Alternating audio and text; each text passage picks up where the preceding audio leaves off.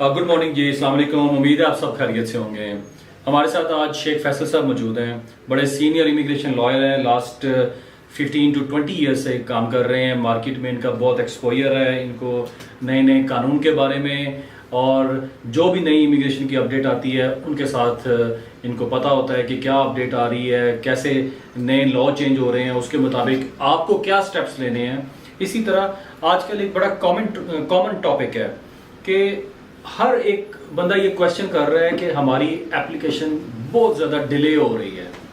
तो हम फैसल साहब से पूछेंगे कि फैसल साहब, आजकल जो यूके वीज़ा एप्लीकेशन का प्रोसेसिंग टाइम है वो क्या है? कितना टाइम लग रहा है एक एप्लीकेशन जब आप सबमिट कर देते हैं, उसके बाद रिजल्ट आने में, डिसीजन आने में कितना टाइम लगता है? जी, सबसे पहले रोमान साहब, थैंक्स फॉर योर इंट्रोडक्शन।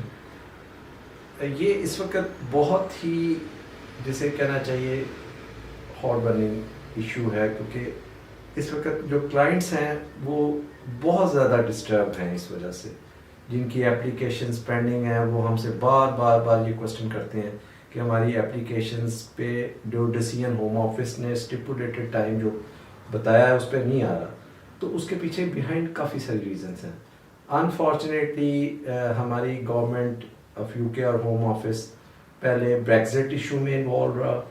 उसकी वजह से आपको पता है लाखों एप्लीकेशंस इनको वो जो 31 दिसंबर तक था, उसकी वजह से एक बैकलॉग लगा। अनफॉर्चुनेटली उसके बाद आपको पता है कि अफगान जो रेफ्यूजीज का इशू आ गया, उसके बाद ये अल्बानियंस और ये यूक्रेनियंस का इशू आ गया। उसकी वजह से होम ऑफिस इस तरह समझ लें कि एक तरह से स्टक हो गया। अब दो तरह की एप्लीकेशंस हैं, एक हमारे पास जो इनसाइड यूके और एक आउटसाइड यूके। अनफॉर्चुनेटली इस वक्त दोनों एप्लीकेशंस, चाहे वो आउटसाइड यूके से उसकी फाइलिंग हो रही है या इनसाइड यूके से हो रही है, उन दोनों के केसेस का हाई वॉल्यूम होने की वजह से बैकलॉग है।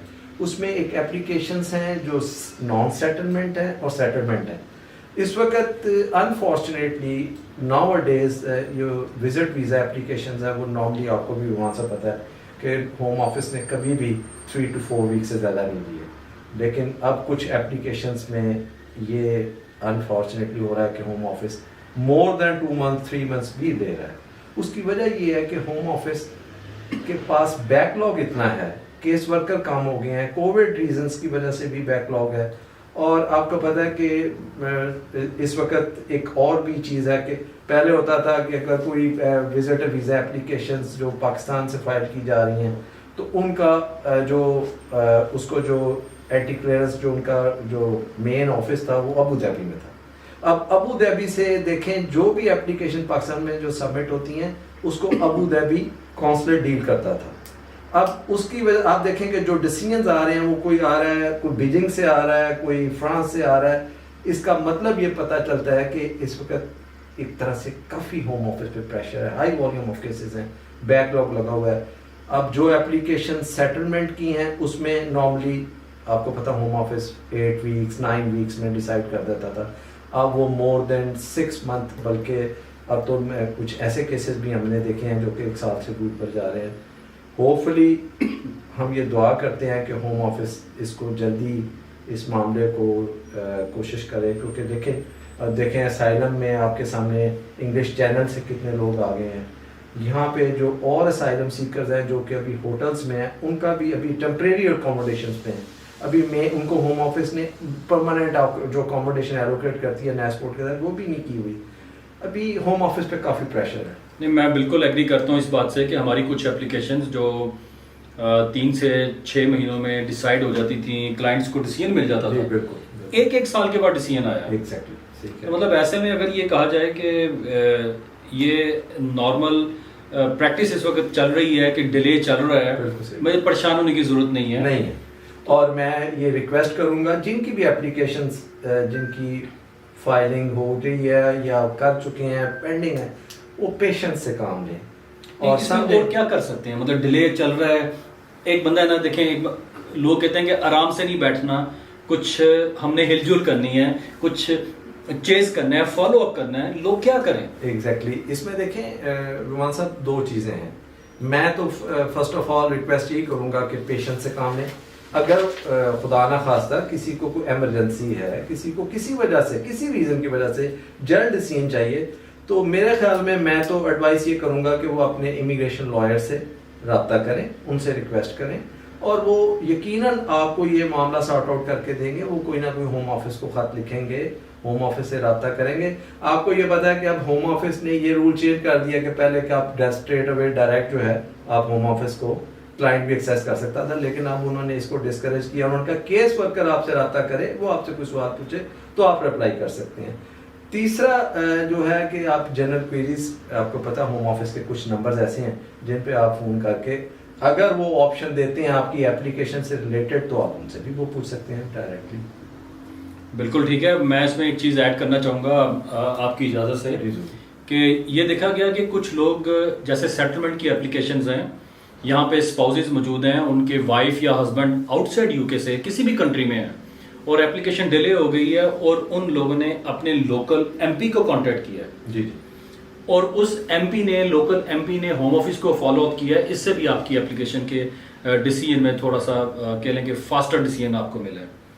اچھا فیصل صاحب، ایک اور بڑا کامن سا کویشچن لوگ کرتے ہیں کہ ہم نے آؤٹ سائڈ یو کے سے اپلیکیشن کی، اور سملر اپلیکیشنز میرے ایک اور فرینڈ کی تھی یا ایک اور دوست کی تھی، اس کا جواب جلدی آ گیا ہے، میرا جلدی نہیں آ رہا. میں بہت آپ نے اچھا سوال کیا، اور یہ ہمیں آلموسٹ دن میں کچھ 2 یا 3 کلائنٹ سے یہ سننا پڑتا ہے. اور وہ کہتا ہے دیکھیں جی میری اپلیکیشن بھی نیشنلٹی کی تھی، میری اپلیکیشن تو 1-1.5 ماہ میں ہوم آفس نے ڈیسائیڈ کر دی، میرے ساتھ 3 بچے بھی تھے، اور وہ کہتا ہے جی میں میری بیوی ہے، ہم دونوں کی نیشنلٹی کو 6 ماہ ہو گئے. تو میری گزارش یہ ہے کہ ہمیں ان چیزوں کا شاید نالج اس طرح نہیں ہے، کہ ہو سکتا ہے ہماری اپلیکیشن میں کمپلیسٹی ہو، اس میں کمپلیکیشنز ہوں. ہوم آفس نے ایک کسی ادارے سے نہیں، بہت سارے اداروں سے پوچھنا ہوتا ہے.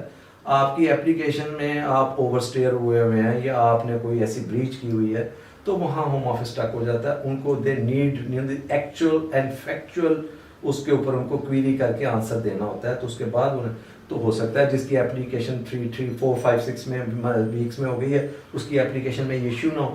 تو ہم یہ دیکھتے ہیں کہ ٹائم فریم بھی اس کا ہو گیا، لیکن ہم یہ نہیں دیکھتے کہ اس کی اپلیکیشن سمپل تھی، میری اپلیکیشن میں کوئی کمپلیکیشن بھی ہو سکتی ہے. بالکل، جس کی اپلیکیشن کمپلیکس ہے، جس میں زیادہ چیکس کرنے ہیں، کوئی کرمنل فیکٹر انوالو ہے، اس میں ٹائم لگ جاتا ہے، اور اوور آل ویسے بھی ڈیلے چل رہا ہے.